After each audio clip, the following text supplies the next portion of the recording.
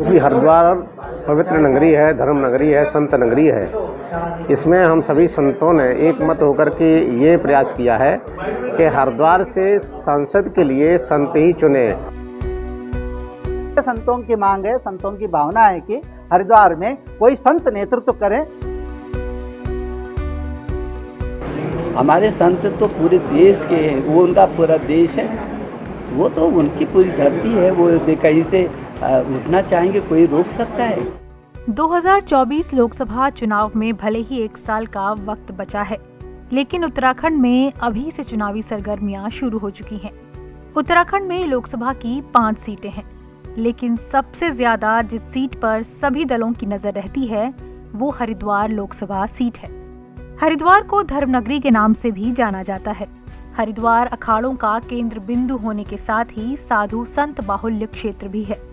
ऐसे में इस सीट पर संत समाज का बड़ा प्रभाव है। यही वजह है कि हिंदू और साधु संतों की पार्टी मानी जाने वाली भारतीय जनता पार्टी पिछले 10 सालों से हरिद्वार सीट पर काबिज है। वर्तमान में इस सीट से पूर्व केंद्रीय मंत्री डॉक्टर रमेश पोखरियाल निशंक सांसद है, लेकिन 2024 में निशंक की ये राह आसान नहीं दिख रही है। हरिद्वार की उपेक्षा को लेकर संत समाज निशंक से नाराज चल रहे हैं। यही वजह है कि इस बार संत समाज ने हरिद्वार लोकसभा सीट से टिकट की मांग की है। इतना ही नहीं, संतों ने टिकट को लेकर सभी राजनीतिक दलों के पाले में गेंद फेंक दी है, जिससे निशंक के साथ साथ बीजेपी की भी मुश्किलें बढ़ती दिख रही हैं। हरिद्वार एक चूंकि संतों की राजधानी होने के कारण यहाँ पर मांग उठनी स्वाभाविक थी, और इस बार ये है सभी संतों ने दलगत से हटकर, किसी भी दल से ना हटकर उन्होंने मांग की है कि कोई भी दल संत समाज को ही इसके टिकट दे। चूँकि यहाँ का समाज हमेशा से ही भारत की सत्ता पे बिठाने का भी काम किया है, परंतु हमेशा उनकी उपेक्षा की गई है। हमेशा ही अपने संगठनों के पीछे लगाकर उन्होंने काम किया है। इस बार भारत साधु समाज से लेकर जितने भी हमारे संगठन हैं वो सब एक हैं, और एक होने पर ये सख्त मांग करते हैं कि अब के जो भी पार्लियामेंट लोकसभा का जो टिकट है वो किसी भी साधु को दिया जाए। कोई भी दल देगा, सब संत समाज एक जगह होकर इसका समर्थन करेंगे। तो सुना आपने स्वामी प्रबोधानंद गिरी के बोल। मतलब साफ है कि इस बार हरिद्वार सीट से साधु संतों ने अपनी दावेदारी के लिए ताल ठोक दी है। ऐसा नहीं है कि हरिद्वार सांसद निशंक इस बात से अनजान है। इसलिए तो साधु संतों को मनाने के लिए पिछले दिनों पीएम मोदी की मन की बात कार्यक्रम निशंक ने उनके बीच बैठकर सुना। इस दौरान वो साधु संतों से काफी घुलते मिलते भी दिखे। वहीं जब हरिद्वार सीट पर संतों की दावेदारी का सवाल उनसे पूछा गया तो उन्होंने क्या कहा, सुनिए।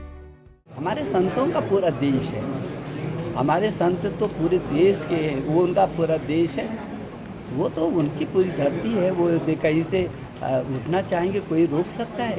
अच्छा है, जब भी दुनिया का व्यक्ति हताशा, निराशा, कुआशा से वो गुजरता है, तब तो मेरी इस देवभूमि में आता है, एक नया जीवन वापस लेकर जाता है। तो हमारे संतों की माया है और संतों का आशीर्वाद सबको है, वो उनका आशीर्वाद हमको भी आशीर्वाद है उनका। जहां हरिद्वार सीट से टिकट की मांग कर संतों ने बीजेपी की मुश्किलें बढ़ा दी हैं, वहीं हरिद्वार में कांग्रेस की भी राह आसान नहीं दिख रही। कांग्रेस में चुनावी कसरत शुरू होने से पहले ही हरिद्वार सीट से दावेदारों की भरमार लग गई है। इन दिनों हरिद्वार में हरीश रावत की सक्रियता बढ़ने से उनके यहां से दावेदारी करने की चर्चा जोर पकड़ने लगी है, जबकि पूर्व कैबिनेट मंत्री हरक सिंह रावत तो साफ हरिद्वार से टिकट के लिए ताल ठोक रहे हैं। वहीं कांग्रेस नेता ब्रह्मस्वरूप ब्रह्मचारी संत समाज को टिकट देने की पैरोकारी करते दिख रहे हैं। कहीं ना कहीं हरिद्वार से हरीश रावत जी की उम्मीद जो है लग रही है। नो कमेंट, अभी बहुत दूर है। हरिद्वार को ऊंचाई पे ले जाएंगे, जिस ऊंचाई, देखो हरक सिंह नहीं लेगा ऊंचाई पे, हरक उस ऊंचाई पे ले जाऊंगा जिस ऊंचाई का हकदार हरिद्वार है। 2024 लोकसभा चुनाव में उत्तराखंड में राजनीतिक दलों के बीच कांटे की टक्कर देखने को मिलेगी, लेकिन उससे भी बड़ी बात यह है कि साधु संतों को टिकट दिए जाने की मांग दोनों ही दलों के लिए बड़ी मुसीबत बन सकती है, क्योंकि साधु संत समाज जिस दल से भी नाराज होगा उसकी जीत हार पर बड़ा असर पड़ेगा। ऐसे में देखना होगा कि साधु संतों की टिकट की डिमांड के बीच बीजेपी और कांग्रेस का फैसला क्या होता है। हरिद्वार से ईटीवी भारत के लिए सुमेश खत्री।